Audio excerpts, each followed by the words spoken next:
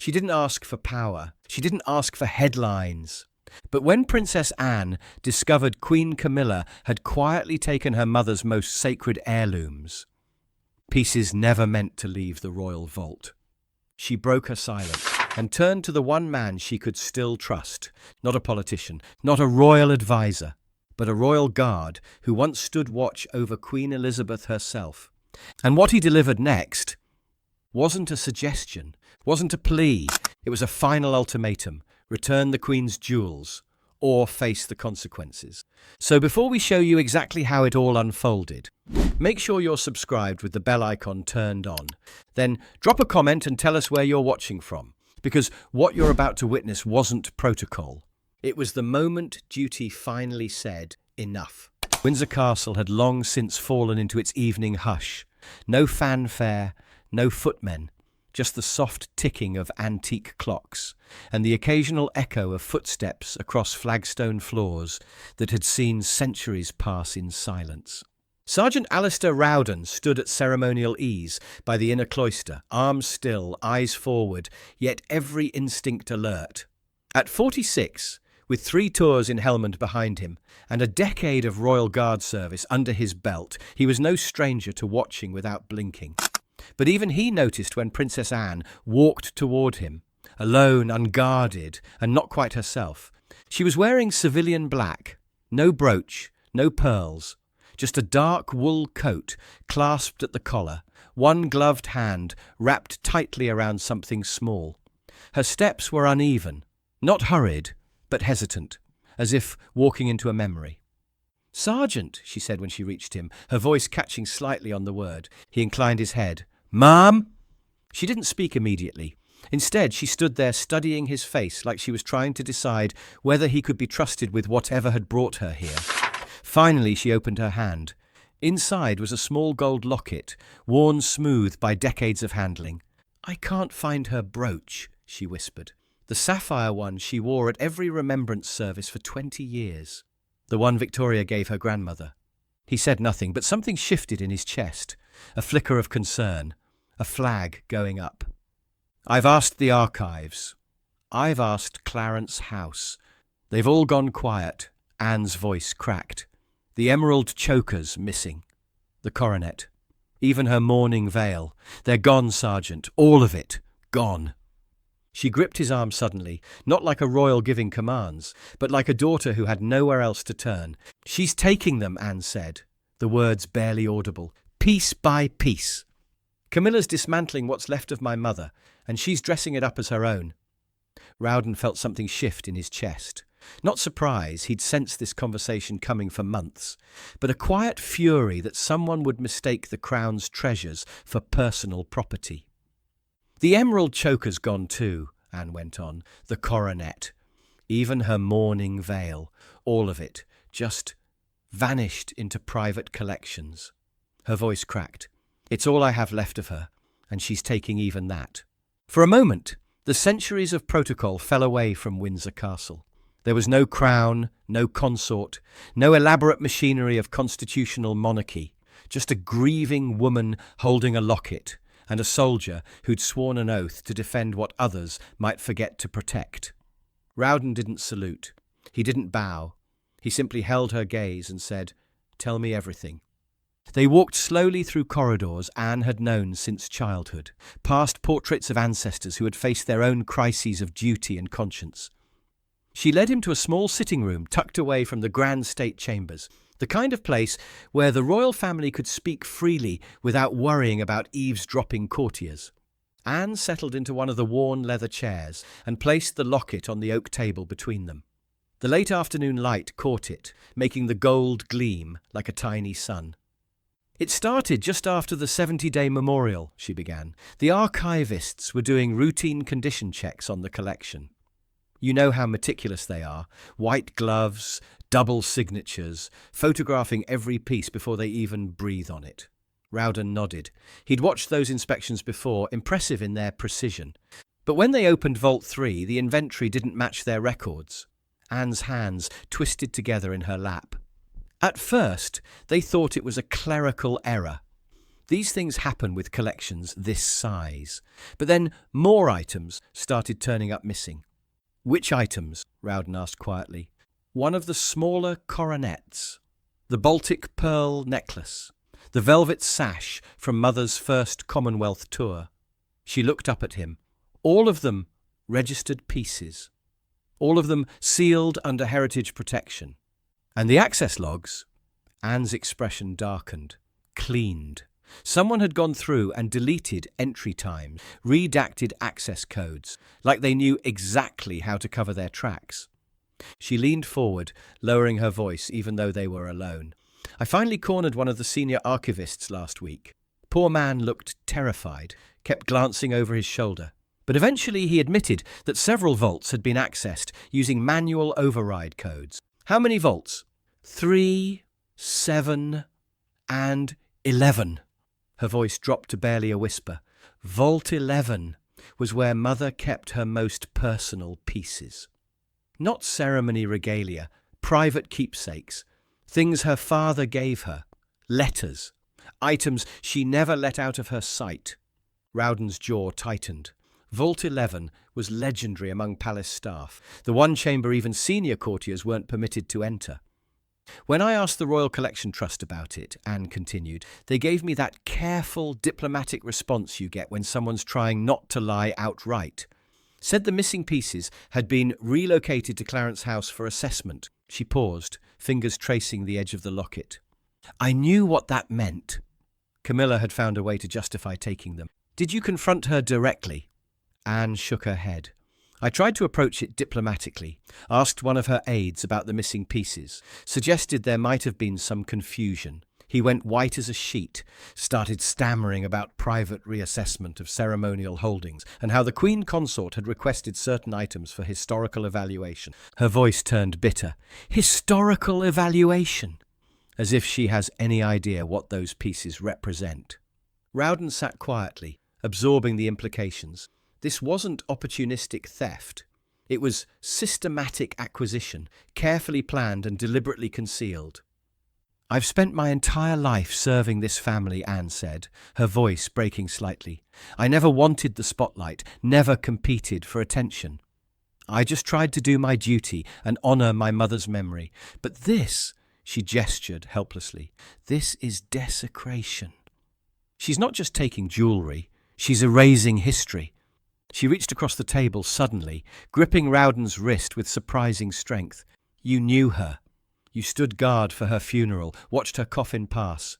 You understand what those pieces meant to her legacy. Rowden met her eyes. I do, ma'am. Then help me protect it, she whispered. Please, I can't do this alone. There was no ceremony, his response, no formal protocol, just a man who had once sworn an oath to serve the crown, and who understood that sometimes that service required stepping beyond the bounds of ordinary duty. Yes, ma'am, he said simply. I will. Rowden spent the rest of that evening moving through Windsor's corridors like a ghost, gathering information with quiet efficiency. His first stop was the East Archival Wing, where he found 2 junior preservation specialists working late. Evening, Sergeant, said the older one, Archie Sloane. I need to ask you something off the record, Rowden said without preamble. Have there been any irregular access patterns in the heritage vaults recently? Archie exchanged a glance with his younger colleague. Vault overrides. 3 separate incidents over the past 2 months. Vaults 3, 7 and 11. All accessed using manual key overrides, bypassing the electronic logging system. Details. No biometric confirmation. No dual authorization. Just initials on the forms, C and a Clarence House seal. Archie hesitated. Service tunnel transfers. Early morning, same driver. Destination Belgravia Townhouse, under Queen Consort domestic privileges. An hour later, Rowden encountered a nervous young aide near the staff quarters. The boy had the haunted look of someone carrying a secret. I need to tell someone what I saw, the aide said quietly. Her Majesty asked me to assist with collection transfers. Said it was routine, but she had keys that bypassed all the security systems. Where did the items go? Raymill House in Wiltshire. But they weren't stored, they were displayed, full museum-quality cases, individual lighting, like a private exhibition space. Did she say why the transfers were necessary? She said.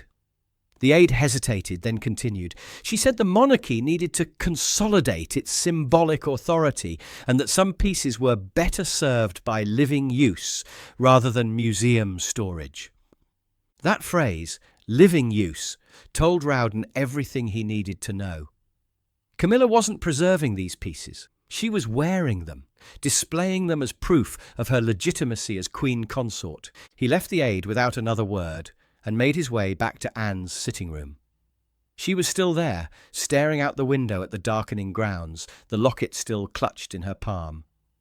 "You were right," he said simply. She turned, her face etched with exhaustion. "How bad is it?" "Worse than you thought. She's not just taking them, she's curating them.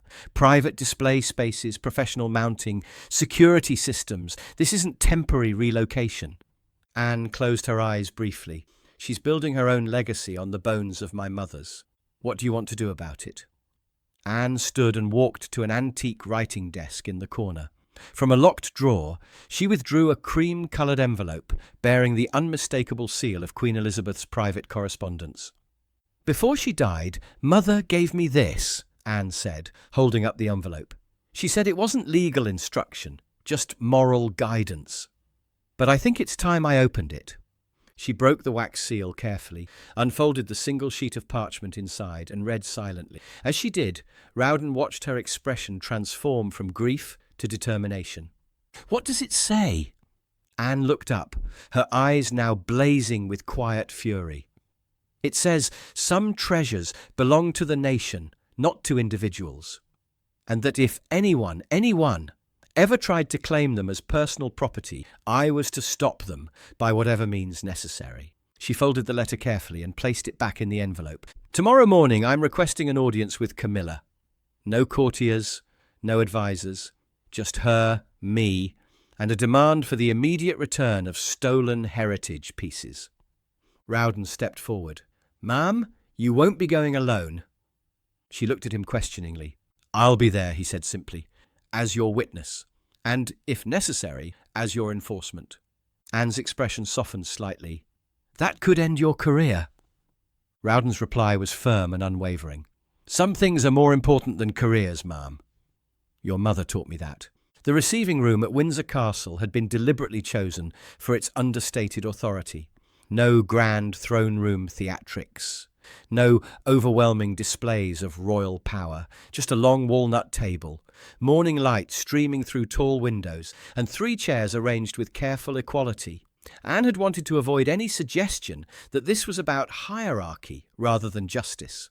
Camilla arrived precisely at 10 o'clock, flanked by a nervous-looking private secretary, and carrying herself with the confident bearing of someone who had never seriously been challenged. She wore a simple navy dress and, Rowden noticed immediately, a small blue enamel brooch at her collar, one he recognised from Queen Elizabeth's collection of mourning jewellery. Anne saw it too. Her jaw tightened almost imperceptibly, but she maintained her composure. "Thank you for coming," Anne said, gesturing to the chairs. Camilla settled herself gracefully, glancing once at Rowden with mild curiosity. "I assumed this was about coordinating upcoming engagements." "It's about coordination of a different sort," Anne replied, placing a leather folder on the table. "About coordinating the return of items that have been misplaced." She opened the folder with deliberate precision, revealing photocopied inventory sheets, vault access logs, and transport manifests. Camilla's expression remained neutral, but Rowden caught the slight stiffening of her shoulders. "This is the official inventory of Vault 11, as recorded 4 months before Mother's passing," Anne said, sliding the first document across. "These are photographs of that same vault taken last week." Camilla glanced at the papers but didn't touch them. "I'm not sure what you're implying." Anne's voice remained perfectly level. "I'm not implying anything. I'm stating that 12 pieces of heritage-protected regalia have been removed from secure storage and relocated to private premises without authorization." She produced another document. "This is a handwritten directive from our late mother, specifying which pieces were to remain permanently within the national collection." Not as family inheritance, as public heritage. Now Camilla did lean forward, her eyes scanning the page with the quick recognition of someone seeing evidence they hadn't expected to exist. "Where did you get this?" "From Mother herself," Anne replied calmly, along with instructions to enforce it if necessary. The temperature in the room seemed to drop several degrees. Camilla's mask of polite interest began to crack, revealing something harder underneath. "Are you suggesting I've stolen something?" she asked, her voice carrying a note of dangerous quiet. Rowden stepped forward slightly, not threatening, but unmistakably present. "Ma'am, the evidence suggests unauthorized removal of protected heritage items. That requires an explanation." Camilla's gaze shifted to him, and for the first time she seemed to recognize that this wasn't just a family squabble. "I wasn't aware that guards now involved themselves in domestic arrangements." "When those arrangements involve the Crown's legacy," Rowden replied evenly, "we absolutely do." Anne placed her hands flat on the table, leaning forward slightly. "The sapphire coronet, the mourning brooch you're wearing right now, the emerald choker. Where are they?" Camilla's hand rose instinctively to touch the brooch at her collar. "These were gifts. Personal items that—" "Were never gifted," Anne interrupted, her composure finally cracking slightly. "Mother documented every piece she gave away. There are no records of these items being transferred to you." "Not everything requires paperwork," Camilla shot back. "She was the Queen, not a filing clerk." Rowden's voice cut through the tension with military precision. "Actually, ma'am, everything does require paperwork, especially items protected under the Crown Estates Preservation Act." He produced a thick folder from his belt. "These are the legal requirements for transferring heritage classified regalia. The process requires written authorization from the monarch, verification from the Royal Collection Trust, and approval from the Heritage Committee." Camilla stared at the documents as if they were weapons pointed at her heart. "Were any of these procedures followed?" Rowden asked. The silence stretched painfully. Finally, Camilla's private secretary cleared his throat nervously. "Perhaps there was some confusion about the classification." "There was no confusion," Anne said firmly. "There was theft."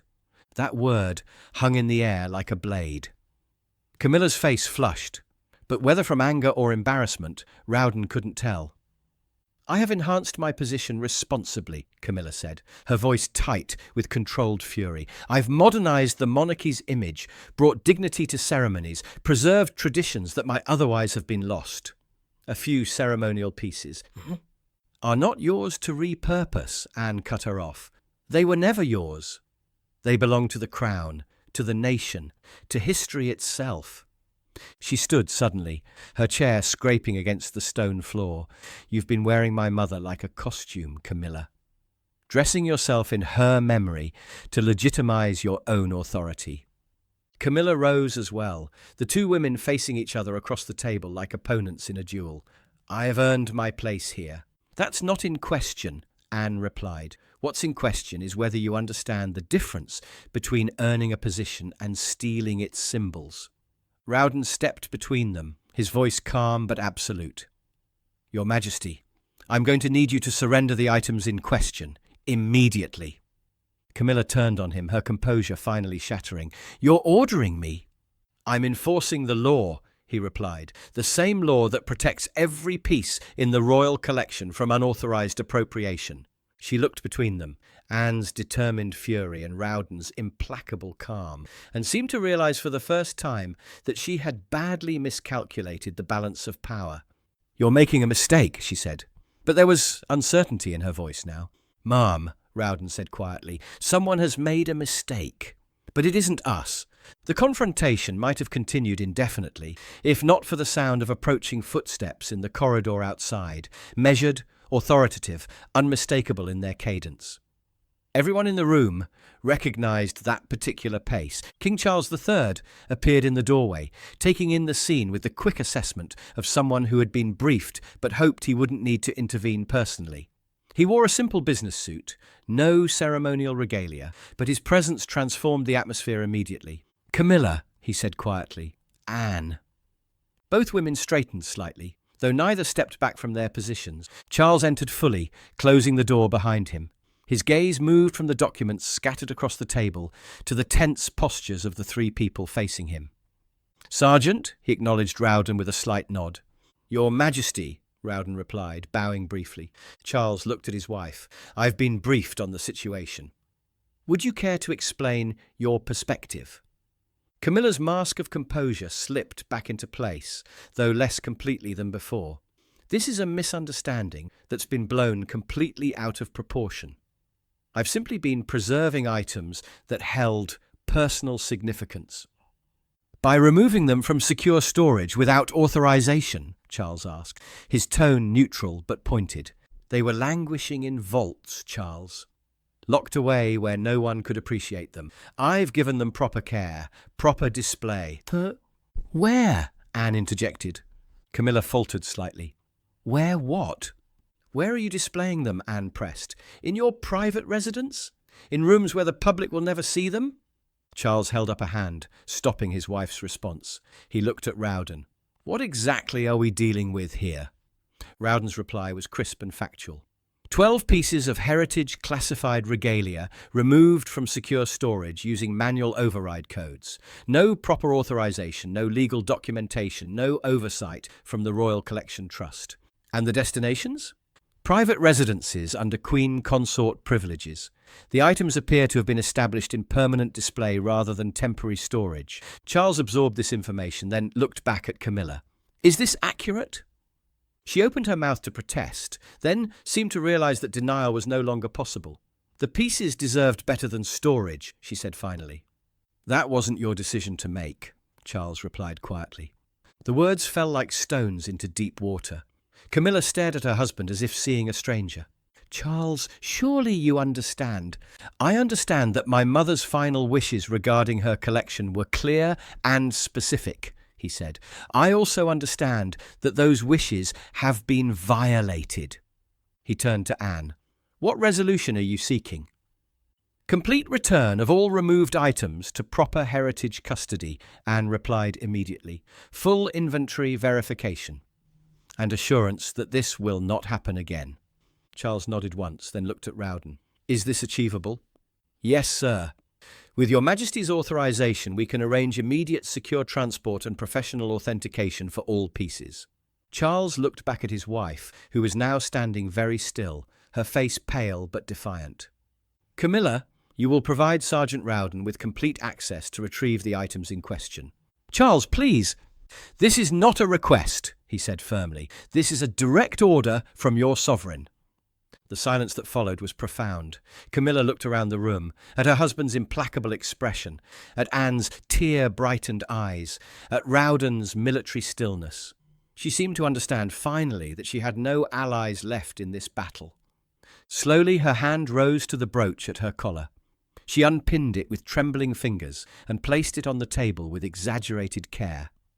"The rest are at Raymill House," she said, her voice barely audible, "in the East Wing." Anne reached out and carefully lifted the brooch, holding it as if it were made of light itself. For a moment, her composed facade cracked, revealing the raw grief underneath. "This was hers," she whispered. "She wore it to her father's funeral. Only once." Camilla watched this display of emotion with something that might have been recognition, or might have been regret. Charles stepped forward. "Sergeant, please arrange secure transport for the remaining items. I want them returned to proper custody within 24 hours. "Yes, sir." He looked at Anne. "Will you oversee the authentication process personally?" "I will," she replied, still holding the brooch. Finally, he turned back to his wife. "Camilla, I think it's best if you return to London for the remainder of the week. We'll discuss this situation privately once the immediate issues have been resolved." It was a dismissal, politely phrased but absolute in its authority. Camilla drew herself up to her full height, trying to recover some shred of dignity from the wreckage of the confrontation. "I never meant to dishonour her memory," she said, looking directly at Anne. Anne's reply was quiet but firm. "Then you shouldn't have taken it." Without another word, Camilla turned and left the room, her private secretary trailing anxiously behind. Charles remained for a few moments longer, studying the documents on the table with the expression of someone calculating the full extent of a crisis he'd hoped to avoid. "Anne," he said finally, "I'm sorry this was necessary." She looked up at him, still holding the brooch. "She would have understood." Mother always said some things were more important than family harmony. Charles nodded once, squeezed his sister's shoulder briefly, then left them alone. Anne and Rowden stood together in the sudden quiet, surrounded by the evidence of what had just been restored to its rightful place in history. "How long will it take to retrieve the other pieces?" Anne asked. 24 hours, as His Majesty requested," Rowden replied. "I'll coordinate with the Collection Trust for proper authentication and rehousing." Anne carefully wrapped the brooch in a soft cloth from her folder. "I want to be there when they come home." "Of course, ma'am." She looked at him then, really looked at him, with an expression of profound gratitude mixed with lingering sorrow. "You kept your promise," she said simply. Rowden's reply was equally simple. "Some promises are worth keeping." The journey to Wiltshire took place the following morning under grey skies. Rowden travelled with 2 Collection Trust specialists to Raymill House, where the East Wing had been converted into what could only be described as a private museum. "Dear God," murmured one of the specialists, "she's created an entire exhibition space." The sapphire coronet sat in a central case like a captured star. The emerald choker gleamed against black velvet. Each piece bore a placard presenting them as legitimate additions to the Queen Consort's personal collection rather than stolen heritage pieces. The removal process took 3 hours.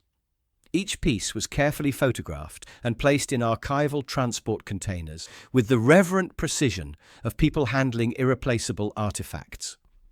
As they loaded the final case into the van, the housekeeper approached Rowden hesitantly. "Sir?" "Her Majesty asked me to give you this." She handed him a sealed envelope bearing his name in careful script. Inside was a single sheet of paper with just a few lines. "I hope you understand that everything I did was in service of preserving the monarchy's dignity. History will judge whether my methods were justified by my intentions." Rowden read it once, folded it carefully, and placed it in his jacket pocket. History would indeed judge, but he suspected the verdict would not be kind to someone who confused personal ambition with institutional service. The return to Windsor felt like a pilgrimage. Anne was waiting in the archival wing, having spent the morning preparing for the restoration ceremony. She wore a simple black dress with no jewellery except the locket at her throat. The process of returning each piece to Vault 11 was conducted with the solemnity of a funeral. Anne insisted on handling each item personally, checking it against the original inventory records. "The sapphire coronet," she said, lifting it with slightly trembling hands. "She wore this to Commonwealth Day ceremonies for 30 years. When the final item was returned to its place, Anne stepped back and surveyed the completed vault. She withdrew the cream envelope containing Queen Elizabeth's final directive and placed it in a secure document case within the vault, not as decoration, but as explanation. As they sealed Vault 11, Anne turned to Rowden with an expression of exhausted relief. "It's finished," she said simply. At the base of the private staircase where Anne had first approached him, she stopped. "I won't forget what you did," she said. "Mother would have liked that answer." She climbed the stairs toward her private quarters, leaving Rowden alone. He returned to his post outside the archival wing, resuming the quiet vigil he had maintained for years. But something fundamental had changed. The treasures he guarded were no longer just artifacts from the past. They were living symbols of continuity. A young palace aide passed by later that evening, slowing as he approached Rowden's position. "Sir?" the boy asked hesitantly. "Is it true what they're saying about Princess Anne and the Queen's jewellery?" Rowden didn't turn his head. His eyes remained fixed on the corridor ahead, watching for threats that might never come, but must always be anticipated. "Some things belong to history," he said quietly, "not to individuals." The aide nodded thoughtfully and continued on his way, carrying that simple truth with him into whatever future awaited the crown. And in Vault 11, surrounded by centuries of carefully preserved memory, Queen Elizabeth's sapphire coronet rested once again in its proper place, guarded by duty, protected by love, and preserved for a nation that would never know how close it had come to losing pieces of its own soul. The placard beside it, restored to its rightful position, bore 4 words in the Queen's own handwriting: "For the nation's keeping." Now here's what I want to know. Was Princess Anne right to involve a royal guard in such a personal family matter? Or should she have handled it quietly behind palace doors? Should the late Queen's jewels be treated as family inheritance? Or are some legacies simply too sacred to be passed down? And most of all, did Camilla cross a line that can never be repaired? Drop your thoughts in the comments. We read every single one. If you believe some things should never be taken, no matter who takes them, hit that like button right now. Make sure you're subscribed with the bell icon turned on, so you never miss the stories they hoped would stay buried. Share this with someone who still believes royal guards are just ceremonial. Because after today, we all know better. Another confrontation between power and duty is waiting for you on screen right now. Click it. And I'll see you tomorrow, same time, same place, here on Guard Watch. Thanks for watching.